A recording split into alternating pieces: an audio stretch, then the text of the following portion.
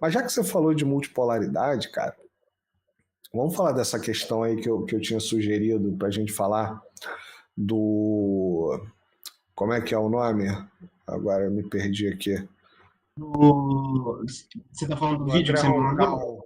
É, do André Roncal no FMI. Aí, tá aí, ó, Claro. Spider-Man. O Spider-Man é o nome da Rosa.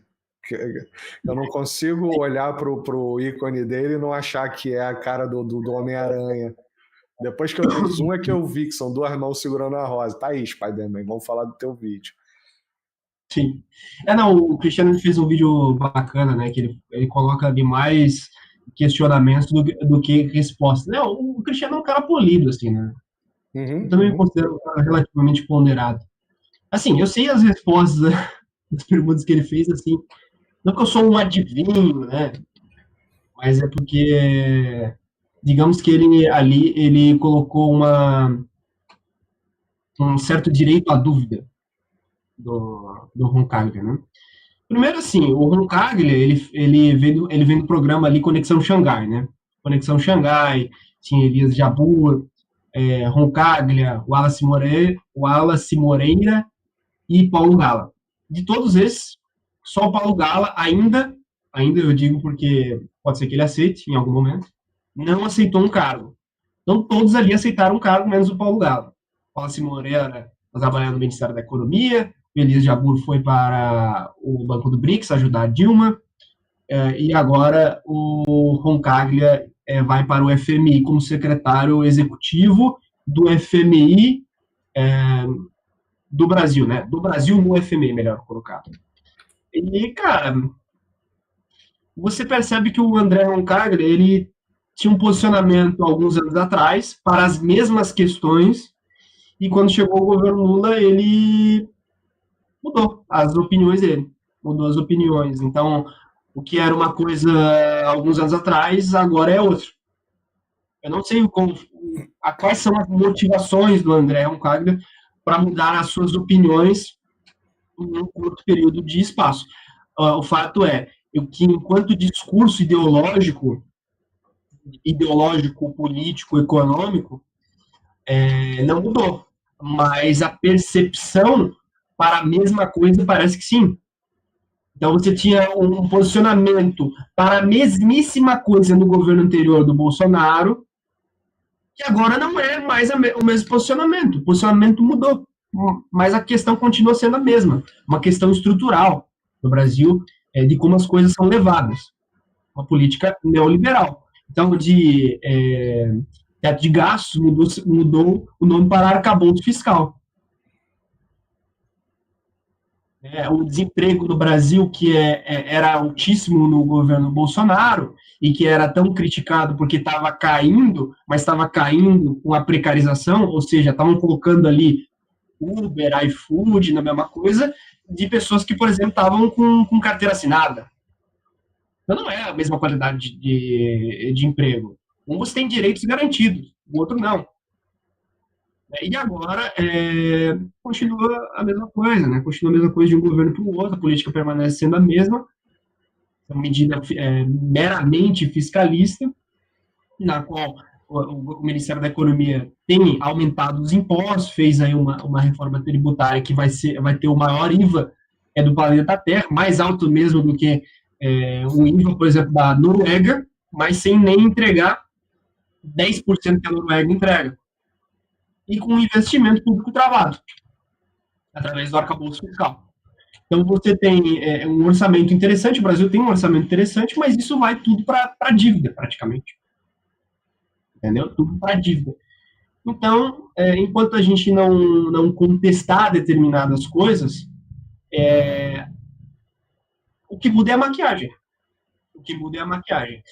Então, o André Roncaglia vai para o FMI e, assim, eu não tenho nenhuma esperança que o André Roncaglia no FMI vá mudar alguma coisa a favor do Brasil. Porque o Brasil está travado internamente. Não adianta o Brasil ter uma política externa um pouco melhor com o governo Lula, e isso também é bem questionável, a política externa Lula melhor, porque a gente viu que começou relativamente bem e já a coisa está piorando. Olha aí a questão da Venezuela, por exemplo. Deplorável o Lula pegar e contestar as eleições na Venezuela, né? A diferença do Lula para o Bolsonaro foi uma diferença muito menor do que do Lula, do que do Maduro para o opositor.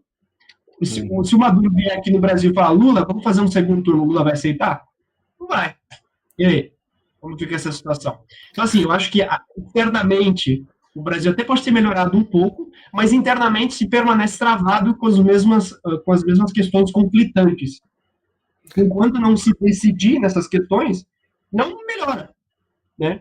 Então, uma coisa puxa a outra, eu acho. Uma coisa que eu falava desde que eu comecei o canal, porque quando eu comecei o canal, a ideia quando eu comecei o canal foi antes das eleições. E aí acabou que o canal basicamente só se concretizou depois das eleições, né? E na época eu conversava com o Davidson, eu falava com ele, cara, mas, porra, Bolsonaro a gente já sabe qual é. Porra, mas Lula...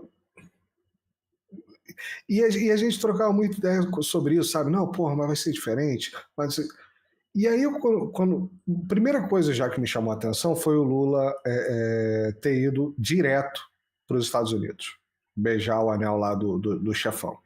Mas depois começou um movimento, foi na China, foi na Rússia, foi não sei o que começou. Parecia um movimento orquestrado do BRICS. De repente o negócio esfriou. E hoje eu já começo a ver movimentos do BRICS esfriando com relação ao Brasil. Porque quando eu estava com o Bolsonaro tinha Trump, né? Muita gente, quando eu falo, porra, mas tu vai falar para brasileiro sobre o que está acontecendo na China, que nem eu falei ainda agora, né? O que está acontecendo na Rússia. É porque o Brasil não acontece nada dentro do Brasil, o Brasil não tem zero soberania, não acontece nada sem alguma coisa acontecendo fora. Então, para você entender por que o Lula, ou o Bolsonaro, ou o Ciro, ou lá quem seja, falou uma coisa, tomou uma decisão, fez assim, fez assado, você tem que entender o que está acontecendo no mundo. Para falar assim, foi bonito você falar isso, né? Eu vou dar um exemplo bem recente, né? Porra, Lula esbravejou com a questão da Palestina, porra, chamou Israel pelo primeiro nome, aquele negócio todo. Comprando armamento Israel. Aí daqui a pouco tá comprando tanque de Israel. Porra, meu irmão, não, peraí. Para. Você vai falar tudo isso bonito e aí depois você vai fazer coisa de cuzão? Para. Eu não sou otário. Quer ver outro exemplo? O Lula, ele reuniu todos os líderes aqui da América do Sul num passeio que aconteceu aqui no Brasil. E ele chamou Maduro. Decisão acertada. Me desbravejou. Aí ele falou assim, olha, o Maduro faz parte de um país da América do Sul, chamei todo o país, ele que resolve as questões internas lá dele. Eu não conheço a Venezuela, disse ele naquele momento. E agora ele vem e fala uma coisa dessa? É complicado, né, cara? É uma política que no meio-dia você fala uma coisa e à meia-noite você está falando outra. Essa questão, por exemplo, de criar um embaixador em Taiwan, isso é uma merda muito grossa. Porque assim, eu vejo, tem muita gente que não quer ver certas coisas, né? Então, assim, não é que eu queira ver, é que a gente precisa analisar de uma forma crítica, né?